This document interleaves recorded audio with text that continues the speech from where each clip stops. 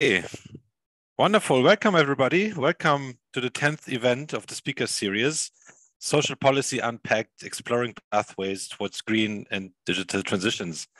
It's a series co-organized by DG Employment and the ZOE Institute for Future-fit Economies, and it's funded under the Horizon Europe program. My name is Christoph Gran. I'm the co-founder of the ZOE Institute, a think and do tank working at the interface between science and policy, and specialized on co-creation, the new economic thing.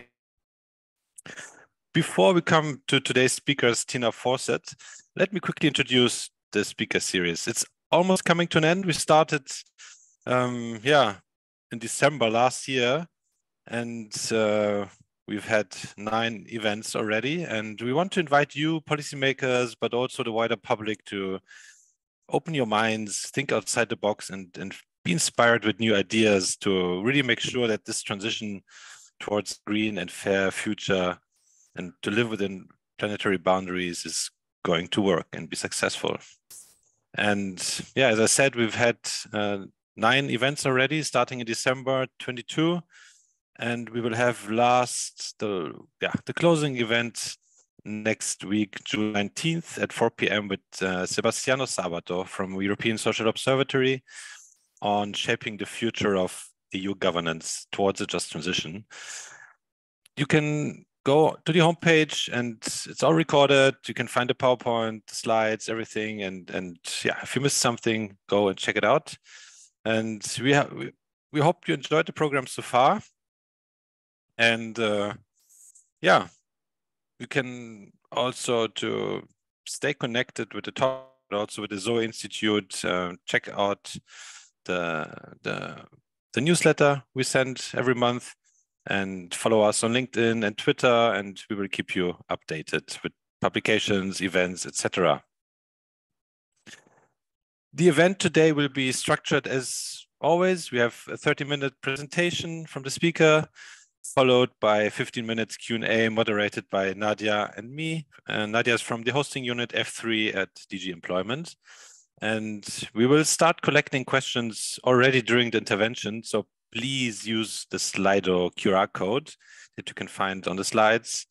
And yeah, if that doesn't work, you can also write your questions into the chat. You can vote in Slido, put up the thumbs, and Nadia and I will come back later with the questions. Today's event. So we all know that we live in times of crisis, and it's not just one, it's many crises. And this is what the term polycrisis means, or permacrisis. It's the interplay between multiple crises. And the big question here, of course, is how can we manage these crises? How would policies, institutions, rules, or incentives related to, in this case, the energy system, need to look like in order to effectively function? What's the governance solution to this? And also towards the future, during a transition to a fair and green future. And I'm very happy to invite Dr. Tina Fawcett from Oxford University to discuss how this could look like in the case of energy policy. Tina is senior researcher and associate professor at the Environmental Change Institute at the University of Oxford, and she leads the policy and governance team in the Center for Research on Energy Demand Solutions. Her research focuses on how and why we use energy, and it explores pathways and policies to reduce energy demand and carbon emissions. Tina, I'm very happy to have you here today, and please, the stage is yours. Great. Well, thanks very much, Christoph, and thanks very much for inviting me. I mean, I think it's obligatory for a British person to say, actually, I'm delighted to still be being invited to European Commission events, that we look forward to continuing to work with our European colleagues and hopefully in a closer way in future, as we used to do in the past. So I'm really pleased to be here. I'm now going to share my screen.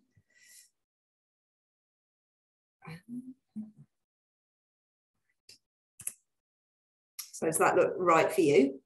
Yeah, okay, brilliant. Okay, so what I'm going to talk to about today is energy policy in crises and transitions, particularly focusing on fair aspects of that.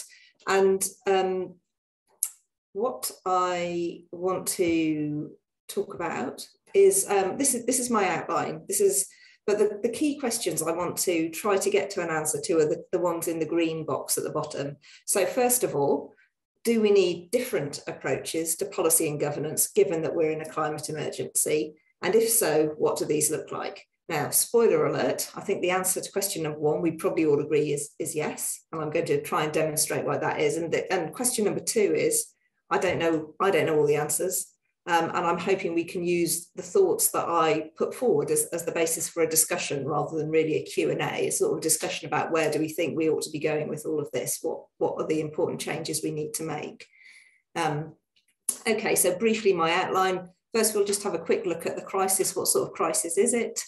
Then I'm going to give a little bit of background about how the energy system is already changing and key policy and governance aspects of that. I'm going to reflect on a successful example of policy and governance at European level that we know about, and then ask the question, well, could we just keep doing more of the same thing, but better and bigger? As you can guess from number 5, I'm thinking actually, no, there's new opportunities, new approaches we need to take advantage of in our policy making and in our governance.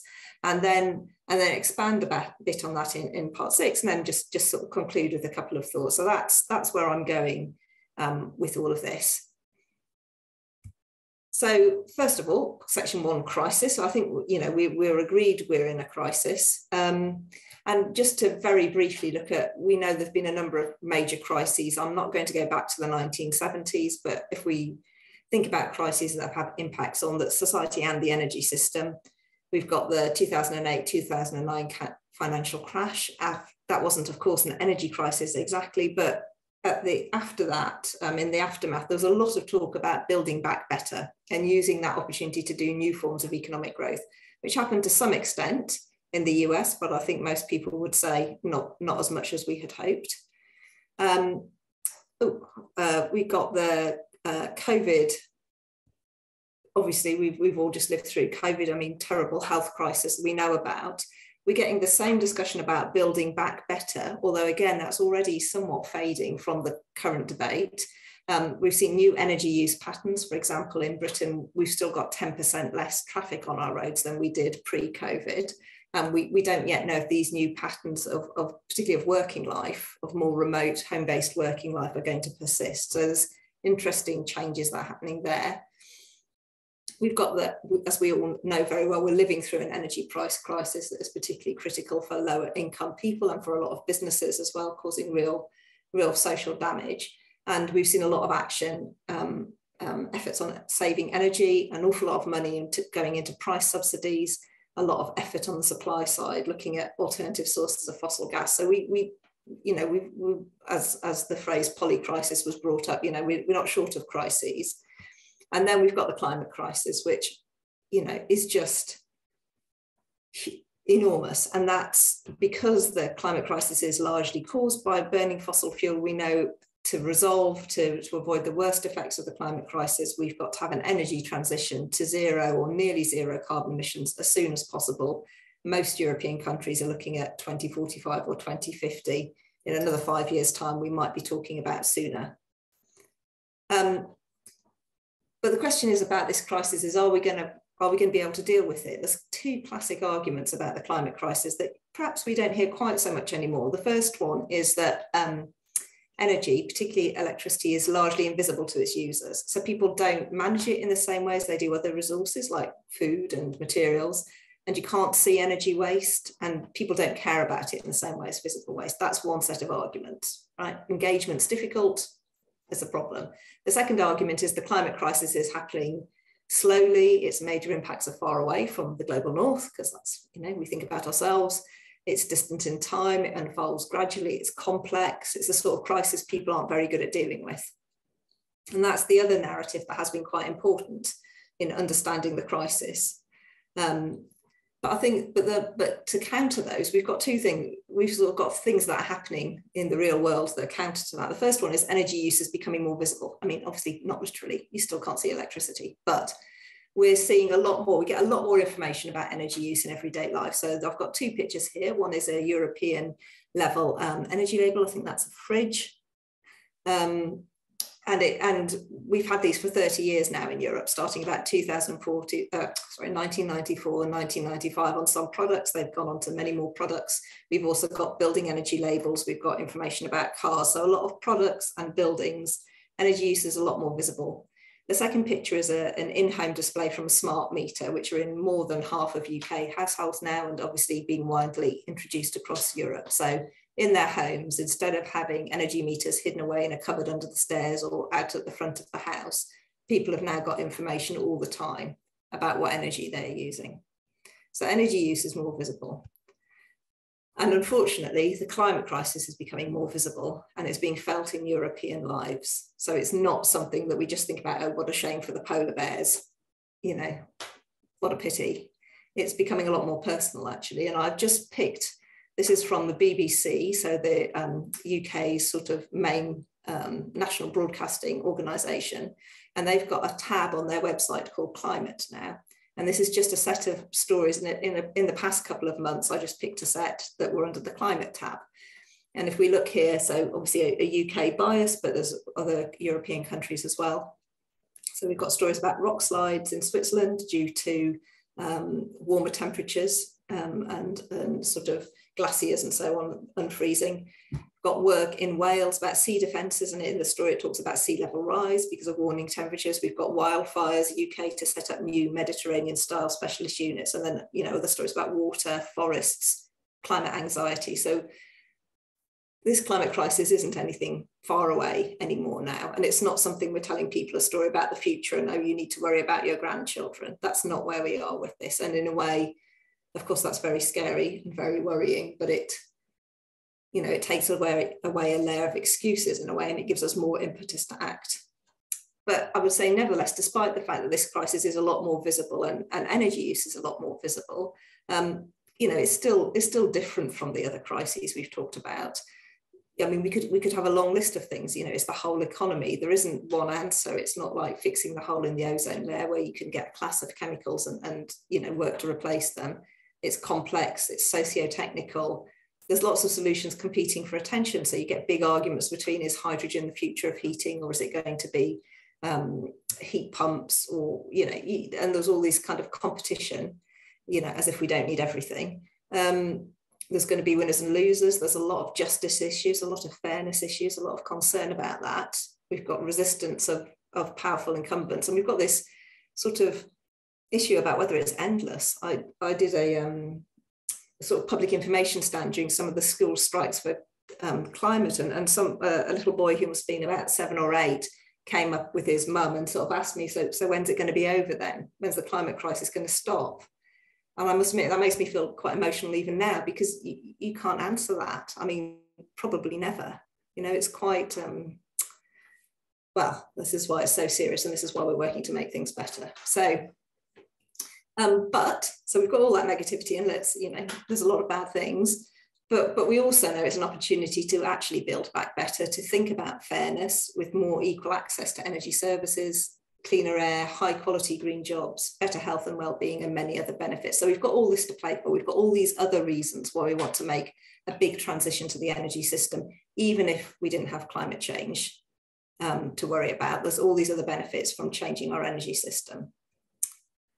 So before going on to looking at what should change, let's just have a look at what we've got now and how things are changing, you know, changing already, and how they may change more. But let's just take a look at some of the sort of ways in which people think about changing the energy system and changing governance.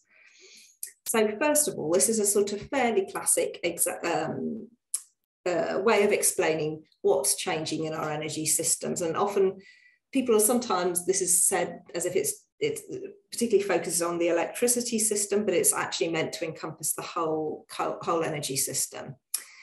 Sometimes you see 3 Ds, but we're going to go 4 Ds here now. So the first one is decarbonisation. So it talks about what do we need to happen, what is happening. So electrification of heat and transport, moving away from fossil fuels towards using electricity, which is increasingly generated from renewables, and then intermittency. So on the supply side as the new normal, and how do we manage that? There's decentralisation. So we're not going to have centralised big coal-fired power stations producing most of our electricity anymore. It's going to be a lot of solar and wind power and maybe nuclear that are all much more geographically dispersed. And what does that mean? We've got digitalization. Now, some of this is a sort of society mega trend across all areas of life. It's not just about energy, of course, but it's very important in the energy system in all sorts of levels, and it can unlock flexibility, and it blurs the boundaries between the user and the supplier, and it can do all sorts of interesting things, and gives us new ways of making positive change, as well as, of course, being a way of using a lot more energy if we're all storing, you know, millions of photographs. But anyway, and the fourth D is democratization. And there's this idea that because of the scale, because of the way the energy system's changing, and this is written in terms of supply, but you could also think about the way demand is changing, that people are far more involved than they have previously been. And this could be in terms of flexibility and time. It could be who owns the energy supply.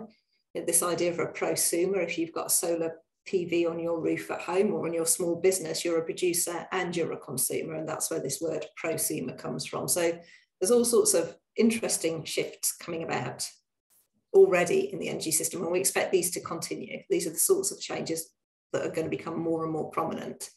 So that's the changes. And if we think, okay, so what's the energy system for? If governments and other organisations are trying to steer it to meet these new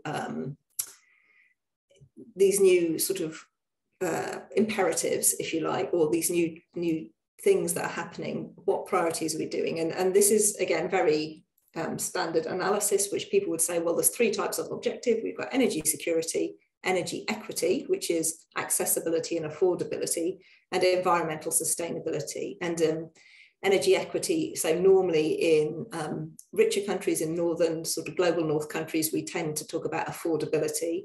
And obviously in global south countries, people would talk more about accessibility, ensuring households and businesses have got access to modern forms of energy that they, and balancing these three constitutes a trilemma. And the World Energy Council produces an index every year of trilemmas, and you can go and look up your country, and European countries tend to come near the top. But there's interesting variations. It's not just a correlation with wealth. There's other things going on as well. And their claim is if you balance these three together, you'll have a good energy system. I mean, of course, normally a trilemma would mean there are trade-offs, and I think there are still trade-offs here, and we shouldn't pretend that there aren't any, because then we don't manage them. Then we pay lip service to one thing, but actually focus on the other. The normal, previously we might have said, actually it tends to be all about costs. That's what regulatory systems and things are set to deliver, and they're not really delivering that much on environmental sustainability. So there are tensions. And I think, as we're all very well aware, because of the Russian invasion of Ukraine, you know, there's a new political focus on energy security, particularly in Europe. I don't talk about this in any detail, but for example, even in the UK, we have just, our energy department has just renamed itself, and it's now called the Department for Energy Security and Net Zero. So that's quite interesting. Before it was Energy and Industrial Strategy.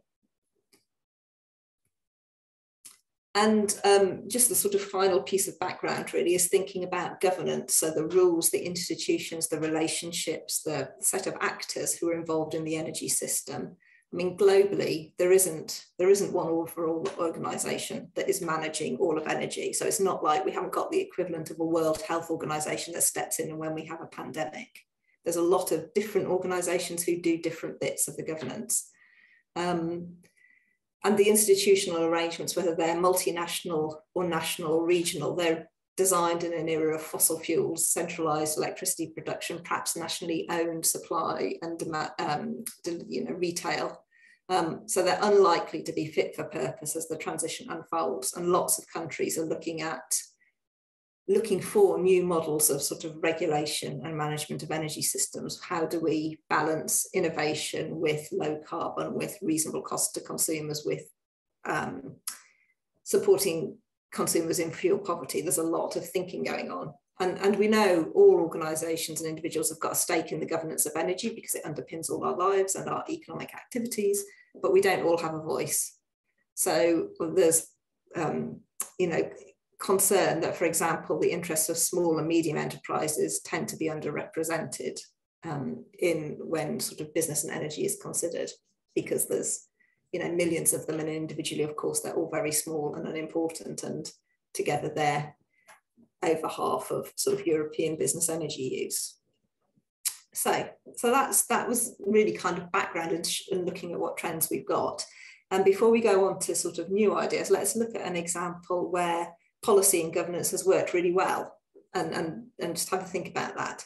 So I'm not going to read all this out. It's a bit of a horrible slide in a way, but it's there to make a point, which is if we think about energy efficiency, particularly product energy efficiency, Europe and nation states together have done a really nice job. We've got a set of policy measures that have a sort of a logic of working together. And what we're trying to do is go from a situation where there's lots of things on the market that are very inefficient, consumers can't tell them apart, and energy use is high, to having a market where there's a range, the worst, least efficient and no longer allowed to be sold. Consumers can tell the difference between high efficiency and low efficiency products and make the choice that's best for them. And that's been really important in driving up the efficiency of all sorts of products, you know, particularly, you know, products that use a lot of energy, like boilers, like gas boilers for heating and hot water, as well as lighting, as well as fridges, as well as cookers, all sorts of IT equipment. It's been an extremely good policy package of things, and the governance has been good. So industry, all sorts of people have been involved in making sure this works. They might get in the way, but they've also helped. And just to show the effects, I've chosen a UK data here just because I'm got the most up-to-date figures here. But I just wanted to show how household energy use, this is total household energy use in the UK across all households from 1990 to 2020. And what you can see is after about 2004, I mean, energy use has been falling, right? And it's fallen by almost a quarter per household since 2000. I mean, that's quite extraordinary, really. The country's got richer, there are more people own more things, they're living in warmer houses, and energy use has fallen by almost a quarter. And that is because of energy efficient product policy, and it's about in the improving quality of the building stock, and a lot of energy efficiency measures added through various policies, which I won't describe here. So it's not to say we couldn't have done more, and certainly on the housing stock, I think many of us in Britain are quite frustrated by some slow rate of progress, but nevertheless, that's pretty impressive stuff. And we could tell a similar story in other sectors and in other countries. It's not that everything is perfect, but we can, you know, we have seen some strong successes. So we should take that as a good sign. So we've had strong successes. Can we just keep doing the same thing, but more and better? Well, can we? No, I don't think so. I mean, I don't think so. And I'm not going to go into the evidence for this. I'd just say that there are multiple reports at all sorts of levels from all sorts of bodies saying we're not on target to meet our climate targets, right? Or our carbon emission reduction targets. We're just not getting there fast enough. And if we just keep doing the same thing, that won't be enough. We need to do new things, and we need to do things differently, and we need to bring people along with us. And how are we going to do that? Well, I think there's a lot of new ways, new things, new evidence that's come from lots of sort of research and trials and things that tell us that there are new opportunities for intervening in the energy system in a way that is fair and will work and will get us towards low carbon.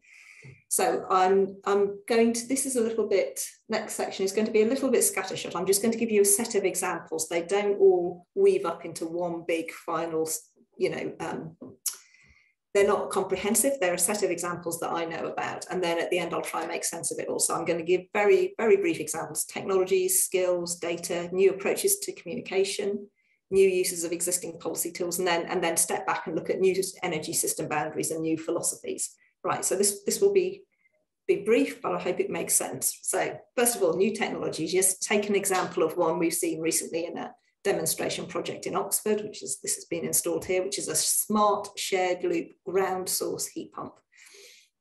So the idea that not only do you have heat pumps, which are quite a familiar technology, you could share the drilling and the distribution of heat to make it more cost effective. So it's a neighborhood level scheme, and you make it smart so that you can take advantage of lower electricity prices outside of peak hours. And that's the idea. So it's sort of, and the policy and governance thing about this is if you want to have it at neighborhood level. How do you change? How do you make that possible? How are we going to put all these networks of low temperature heat pipes in neighbourhoods? What's going to be the relationship between that and phasing out the gas network? Lots of big questions there, but that's one technology. There are many new skills. Now, I've slightly deliberately chosen an old technology here, but I noticed this when I was visiting family in Ireland. It said, enroll today at Europe's only bicycle engineering specialist college. And I thought, well, I mean, if bicycles aren't a technology of the future, we're probably in big trouble. I mean, of course, there's far more, there's all sorts of skills, much more high-tech skills that people will need too,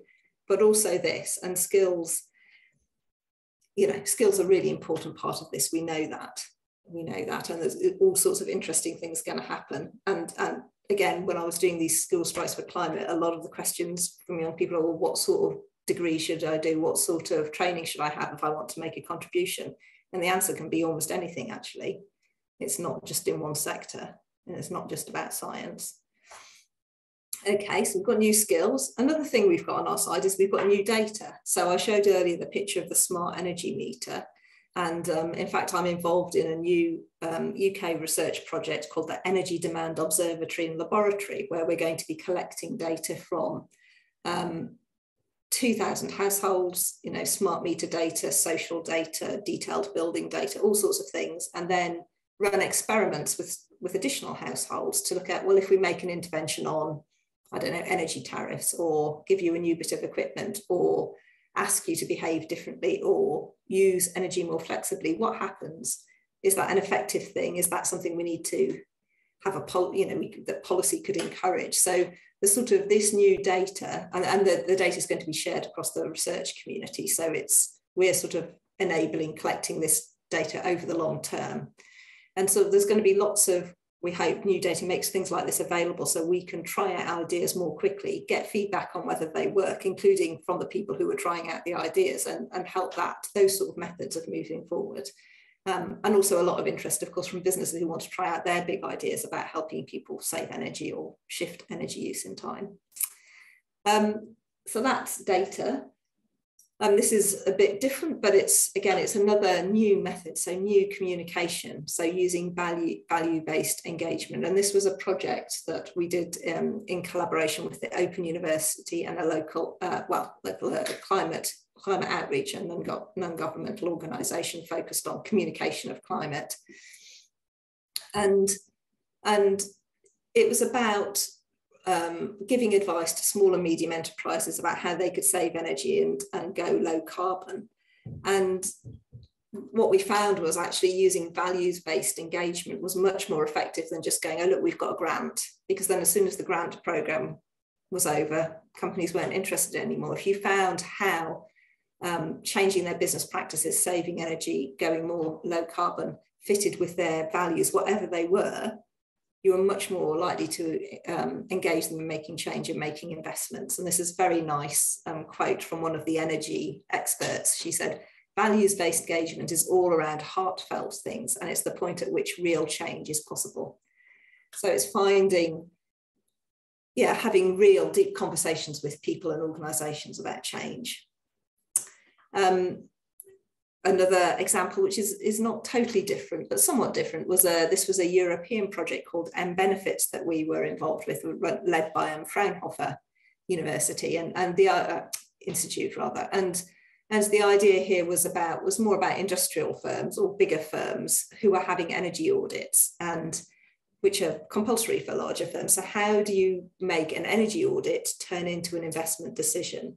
And without going into a lot of detail, again, the idea behind this was that you did an analysis of the business value of energy efficiency for these firms, rather than saying, well, you should care about energy efficiency because we do, and turn it into money.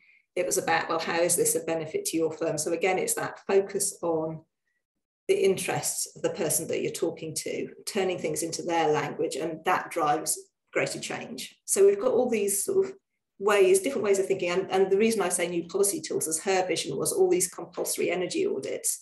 If we prove that this works to drive more investment, we should regulate differently around energy audits, and they should be compelled to do the business audit at the same time and present the data in a different way so that better decisions get made.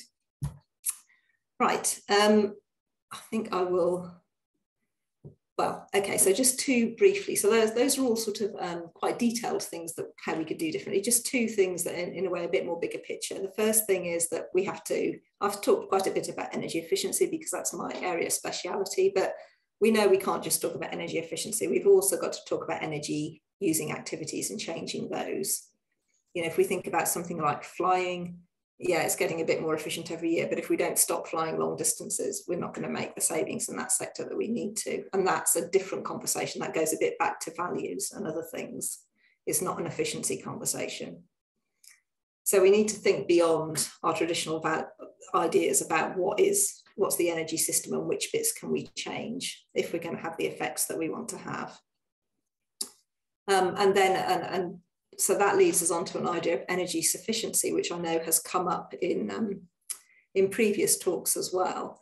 And something a colleague, Sarah Darby, and I did work on a European sufficiency project, which I put the website in there for. There were various reports, and we looked at sort of underpinning ideas really, and defining it as a state in which people's basic needs for energy services are met equitably and ecological limits are respected. And this is very similar idea to sort of the Kate Raworth's donut and donut economics, which you will have seen, many of you. And just to note, there's a European project called Clever, which I wasn't involved with, but that has just launched, and they're based on sufficiency, and they're also using ideas. You'll see this very little diagram that I've reproduced there. Pardon me, they're using the idea of the donut as well. The linking planetary boundaries. Sorry. Okay. So what does all this mean for policy and governance? So I've talked about quite a lot of things. I've talked about how the energy system's changing. We've talked about the climate crisis. We've got our, pardon me. We've got take your time. Take your time. We're not in a hurry. Yeah, sorry. Sorry. I also post a link to another energy sufficiency project in the chat. Yeah, sorry. Don't worry. Water went around the wrong way. So I've talked about quite a lot of things, and we've got these new opportunities. And the question is, how does all this, okay, so we've got all this stuff, what are we going to do with it? So then I thought, okay, well, a lot of these things are connected. I'll try and start drawing the connections. That'll help me understand, which I did. And then I started drawing a lot of arrows, and I found out, A, I'm not very good at drawing arrows on diagrams, and B, this isn't, you know, there should be far more arrows than this. There's all sorts of connections between these things, which might help us focus on what is the most fruitful approach. But I found I couldn't, well, that's not helpful. It didn't help me. So what I've done is I've just picked 3 guiding ideas with examples as illustrative of the sort of things based on all of this that we might use. So the first is speeding up. The second is integrating limits and justice. And the third is more democracy, not less. So speeding up. You know, we know we need to speed up. The climate science tells us that, and our own sort of pledges tell us that. We know things can move very slowly. So I was praising the energy labels earlier, but actually it took about 10 years to revise the scale for energy labels to go away from having the sort of madness of A+++ on energy labels, which weren't very informative. We also know money and policy can move very faster for the right kind of emergency. It's moved very fast in the energy price crisis, quite rightly. So we should speed up, but we know that will increase the risk of policy failure or poor governance, and we need clarity about what's good enough in the time of climate emergency. And one way to think about that is changing the way we do evaluation. So a colleague of mine, Sam Hampton, led a paper thinking about how do we do policy evaluation differently. If we're going to go faster, we need more rapid evaluation methods. We need adaptive management. So you change the project, you change things as you go along if it turns out you didn't get it quite right. And you probably use multi-agency to deliver these evaluations. So you use private sector, you use universities, you use community-based evaluation to try and reduce the risk of speeding up and learn faster and turn that learning into action. Okay, integrating limits and justice into policymaking and governance. So here we are, the classic donut. I think, you know, what we want is we want this safe and just space for humanity. We want to ensure people's basic needs are met without exceeding planetary boundaries. And that's a great principle. And Kate Raworth herself is trying this. They've got a donor economics action lab that's happening in various places. But how do we integrate this idea? And one idea might be there's all sorts of things we should do, but one thing we might think a bit about is focusing on excessive consumption. So colleagues of mine at Creds have been looking at, well, what about these high consumers? We focus a lot on the energy poor, which we absolutely should. But at the other end, what about these people? So here we've got the richest British people in the top 10% of income. They use more energy flying than the poorest use for all their energy uses. And what are we going to do are we going to do something about that if we're going to be serious about equity? Well, let's see. Okay, and my final third point was more democracy, not less. There's a very nice book that I've put in the references written by a woman called Rebecca Willis. And she makes three key arguments for having more democracy as part of the answer. Because some people say, well, actually, what we need a bit more command and control. We need a bit more technocratic elites deciding things just to get things done quickly. And she says no, because one is a crisis like no other. We looked at those arguments at the start. Two, our existing political systems embedded within a society which has taken stable climate and plentiful fossil fuels for granted. That's not where we are now going forward. And three, the best solutions come about if we see climate change as a collective problem. So we need more people involved. And an example of a response to that would be deliberative democracy. And again, we've had other countries, but quite famously, the French had a climate convention. The UK did as well. And that's one form of having more democracy, not less. Okay, so just to conclude. So I started out with two questions. The first one was, do we need different approaches to policy and governance? And I think my answer quite simply to that is yes, because we won't get where we need to otherwise. And the second question was, well, what do these look like? And I think these are some of the thoughts, having given three examples, these are some of the ways I think we should be going. I think one is aligning energy and climate benefits with other social, economic, environmental values and communicating them appropriately. We know there's a lot of benefits from the things that we want to do that are nothing to do with the energy system, the health benefits, jobs benefits, employment benefits. We need to make those arguments even more clearly.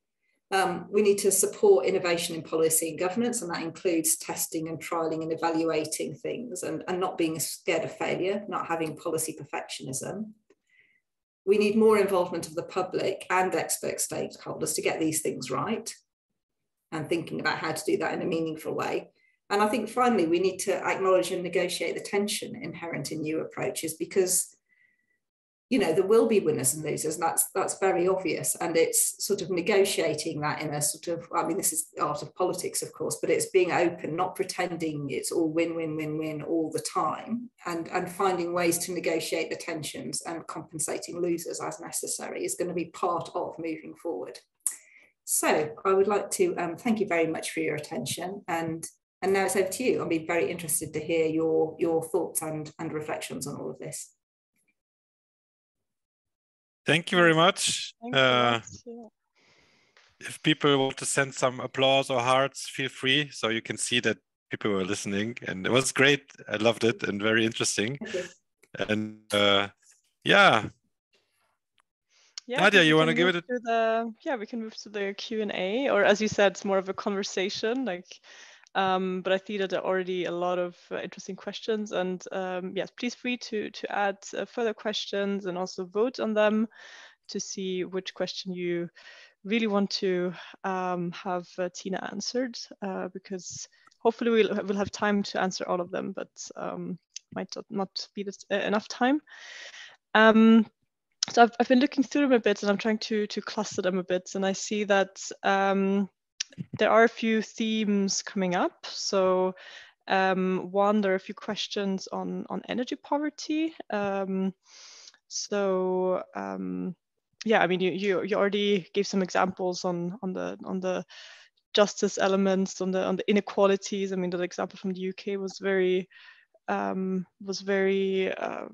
showed it the scale of the inequalities within energy.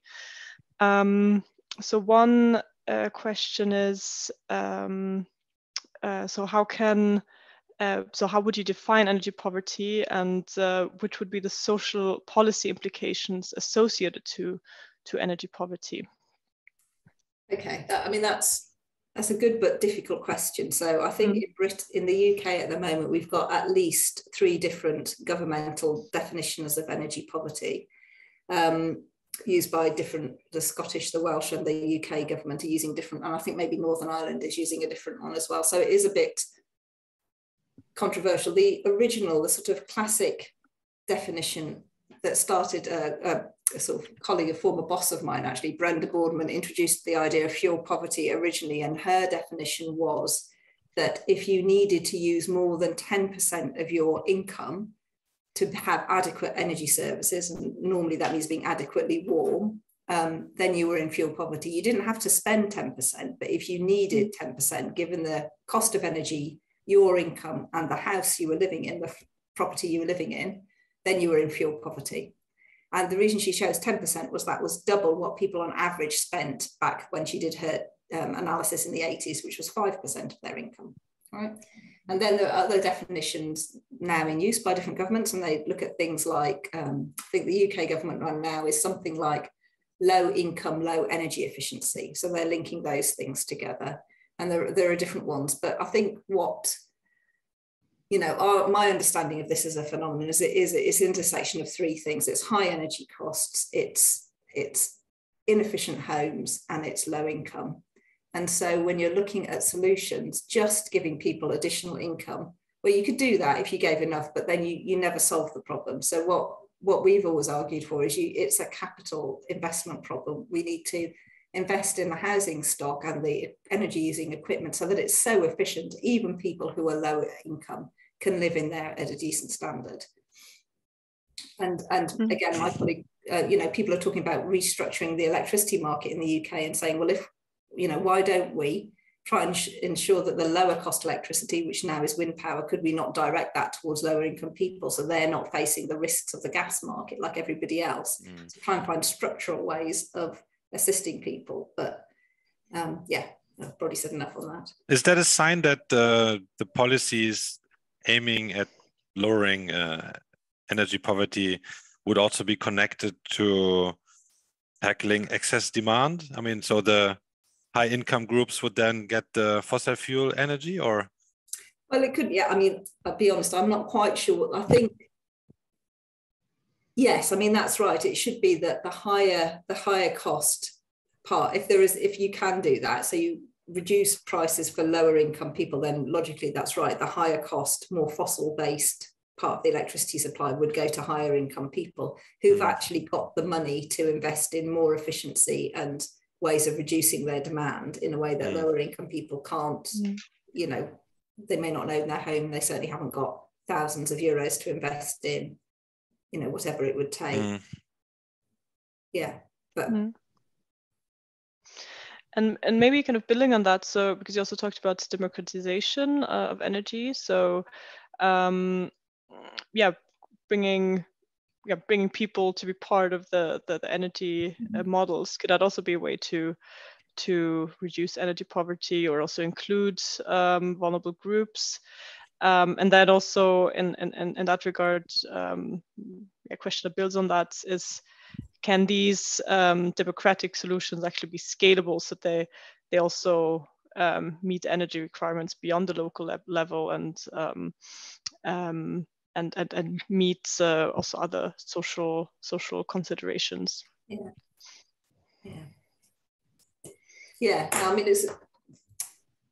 I mean, obviously at the moment, just to go back briefly to energy poverty, at the moment, of course, because energy prices are so high, and obviously different countries making different amounts of subsidy available. In Britain, I think the number of households in energy poverty could be doubling, and we're really concerned about health, and probably the winter that's coming up will be even worse because people, if they had any savings, they would have spent them by now, and they be struggling to be warm and to be adequately fed. So I mean, I don't want to downplay it.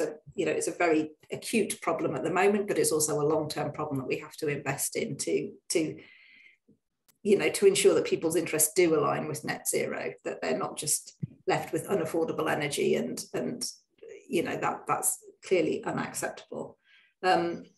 In terms of democratisation, the two examples I showed were sort of nationally representative citizens' juries, if you like, or citizens' assemblies that were asked to advise the governments on what climate and energy policy should be. And what's really interesting when you read those reports is that the citizens, who are a representative example, so they include people in fuel poverty and lower income households and people who are not particularly interested in environmental issues, they end up coming up with rather more ambitious and socially progressive policies than governments often do. So the governments don't feel sometimes they've got the public permission to act in the way that they do, but these citizens' assembly processes are, I think, incredibly powerful. But of course, that's government advice. That's not all the detailed day-to-day decisions about, are we going to restrict car use in our city? Who's that going to affect? There's lots of other neighbourhood planning processes that already exist that perhaps we expand to use for more energy-related decisions. And how much of these ideas were taken up in the UK? Good question. I think it's fair to say not that many. We don't have a particularly the government we've got at the moment has not seemed to have been that interested in intervening on energy issues. But hopefully that's, governments change, and hopefully we get a different government that's got more of an interest. It was a different governance from the French system. So here it was a sort of advisory. The UK one was advisory to various parliamentary special groups, and it wasn't like the French one. It wasn't designed to change government policy. It was designed to be a set of advice. So it's not quite fair to say to the government should have taken it all on board. They never said they would. So it's a question of designing this process right as well, in order not to have a backlash at the end, because they have some good ideas and they're not taken up. Doesn't create trust. No, that's right. There's always been a criticism of citizens' jury type things, is that they can just be, people can put a lot of time and effort and thought and create really good outputs, but if they're not embedded into decision-making process or formal governance, they can just get put on a shelf and nothing happens, which is... Okay, so really important to not having it as some kind of tokenism, just, there's another also very interesting question, which focuses more on the phase out of fossil fuels. So the question is, what are our governance and policy alternatives and political strategies to phase out fossil fuels and block negative political lobbying, for example, by fossil fuel industries, including also enablers of proxies like PR, trade association, investors who sabotage or slow down the energy transition and climate action? Yeah, those are really big questions, and I can't pretend I've got the answer to all of them, but we know we need to find answers. So I think a lot of countries now have set end dates for by when you can no longer sell fossil fuel cars and other vehicles. A lot of countries are thinking about not allowing new homes to connect to oil or gas for heating, or new businesses, and then particularly and when existing homes no longer going to, if your gas boiler or gas heater breaks down, when are we going to say you can't replace it with the same thing? And that the UK at the moment, we've got a date of 2035, but I don't think that's, nobody's really taking that very seriously at the moment. But that must be part of the answer, which is you've got a long-term plan, much like we did with energy efficiency of fridges or whatever. The manufacturers knew years in advance there would be a minimum standard coming in, and they had to get ready for it, and they had to improve their product line. Now, of course, that's a lot simpler than changing a whole energy system, but part of that sort of, using expertise, doing long-term planning, making it very clear what's going to happen, providing support for innovation away from the old ways of doing things towards the new ways of doing things. So it's not about one policy, is it? It's about a policy package, and it's about understanding who the vulnerable losers are and how you're going to support them. But it's not easy, and there are, there's power at play, and there are a lot of incumbents, very powerful incumbents with fossil fuel interests who, of course they're fighting for their survival, and they're not they're not always the best partners for what we want to do. And I mean, one part of this is also taking away subsidies, right, for fossil fuel industries and systems and all of this. And currently, and maybe also connecting to another question, if like, for example, in Germany, there seems to be kind of a cultural war around this transition. So there's a strong pushback by conservatives, maybe by those being connected to the, not only conservatives, but also like the government, part of the government being connected to the fossil industry. And and this seems to happen in many other European countries as well. And also in the parliament, the European, things are starting to move towards the elections next year. And how's the situation in the UK? Or maybe you did observe this also in other countries in Europe or around the globe? I mean, I think, when we look at, there's a lot of these international opinion surveys, aren't there, about do people think climate change is real? Do they think it's important to act? How urgent do they think it is? And I mean, you normally find in all of these societies that there's a majority of people think it's a real emergency, and yes, it's important to act and it's a priority, and they, and in some, but we know, for example, the US is exceptional in where those views are very divided along political lines, that they're sort of right, the sort of Democrats and the Republicans have got very different levels of belief in, is this thing really happening, and do we need to do anything about it? And we haven't seen that in the UK. If you look at political party, propensities to vote polling, we haven't seen a strong left-right split, or, whatever, centre-right split on, do you need to act? It's more, I suppose, people are entitled to different political philosophies, like how do you solve it? Do you solve it through market measures? Do you solve it through state intervention? Do you solve it through, I think it's probably more that. So, for example, in the gas crisis, there's a big argument in our government about whether they could give people advice on how to save energy over the winter that's just happened, because that was seen as too interfering. I mean, from my point of view, that's ridiculous, but from their, they've been elected, and their political philosophy was that's not something the government doesn't tell people how to behave in their own homes. In the end, they changed the decision and they did do some advice, but it was a sort of political philosophy argument to some extent. Yeah, maybe building on that. So there's also another question, because you showed that slide with the UK final energy demand, and that it is being reduced through higher efficiency.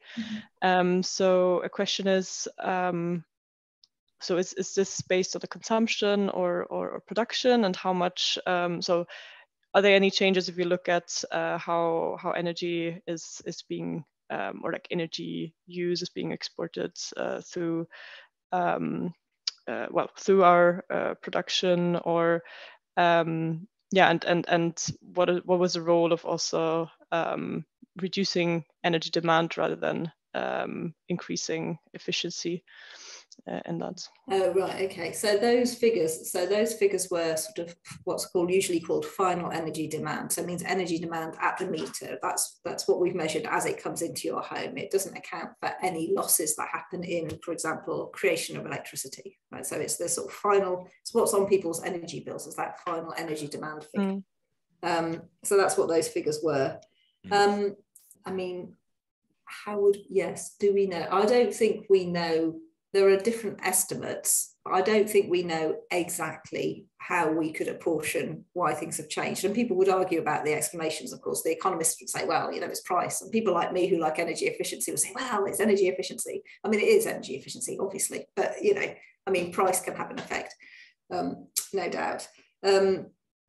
So we can't tell, from that data, we wouldn't be able to know whether, for example, people were having shorter showers, or people were being more careful about switching things off and avoiding energy waste. And that's the sort of level of data that I mentioned one of our future projects, this EDOL project. That's exactly the sort of question, that very fine-grained household level data where you've got the social and the technical data together, enables you to really look at the why questions. I think with that sort of gross data, you can just say, well, what's happened? But looking at why, you need this much more detailed level of data and research.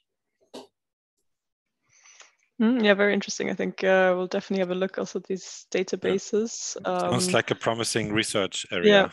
Yeah, I mean, I hope so. I think it could be great. And as I said, the idea is to provide, once we've started collecting all this data, to make it available to other researchers. So, you know, other people have bright ideas about what to do with it. That's the idea. Yeah, there also I see there's a question also on research. So specifically, if you have any proposals on research on sufficiency and also justice-based approaches to accessing critical materials needed in the green energy transition, because of course that would also play a big role in these questions of a fair energy transition.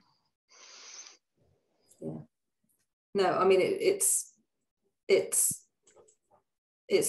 good point, that about sort of materials, and I'm not enough of an expert. I think I've read some conflicting things as to how, I mean, people are very interested, obviously in materials that are going into, particularly into batteries and going into sort of, electric vehicles and things like that. And I must admit, I don't know enough about it. I know obviously what I read in the papers about being concerned about the working conditions of the people who are creating these materials for us. And that if we're thinking about justice, we need to be thinking about, the producers, not just the consumers, because often when we're talking about justice in Europe, we're thinking about the consumers and those of us at that end, rather than thinking here, actually, we need to be thinking about the conditions of production as well. And obviously that's a conversation we've had in relation to other resources. So we've got the fair trade movement, we've got various movements around the clothing supply chain, the timber trade. So there are models that we know about for generating sort of, we hope, better quality social and environmental outcomes for the people who are actually producing the materials. But that, I think we should build on what we know works for that. I mean, on sufficiency, I mean, there's a lot of really nice sufficiency work happening in Europe. I think particularly France and Germany, there's been, I mean, not to pick out other countries, I'm sure are doing great things as well, but there's been particularly a lot of work has emerged in Germany, definitions around sufficiency actions. In France, there's been a lot of work on sobriété and what that means, and doing modelling for the future. And, other countries might want to replicate that and look at that in their own situation. I think that's one thing we can do. We've done some in the UK with this CREDS association. We didn't call it sufficiency, but we've basically done a sufficiency type analysis towards the future. So I think, there's lots to do on the qualitative side, on the quantitative side, on the discussing with people, well, what do they think is sufficient side? We've got some good methods for doing that. Getting more of a bigger understanding of what it would mean, and then what does it really mean? Like, so what are we going to do about it now we've understood it better? There's a lot to do.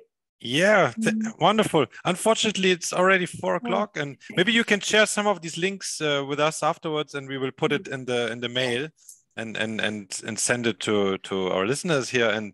But thank you very much for your intervention and the discussion. I loved it, very interesting, and a lot of facets here. And thanks. Yeah. Thanks a lot. I mean, I think we could have continued a long time, and also for giving quite concrete examples and research databases and policy examples. So very rich inputs. Great. And thanks to everybody for coming here to the 10th event and exploring pathways for fair, green and digital transitions. And thanks, Tina, again for being here and for sharing your insights and for your great answers. And thanks to Frank Siban-Thomas and his team, and also my team for all the support. And feel free to register for the next event. It's on Monday, 4 p.m. with Sebastiano Sabato from the OSE on governance again and how to shape EU governance towards a just transition. And that's it. Thanks, everybody. Thanks again, Tina, and see you.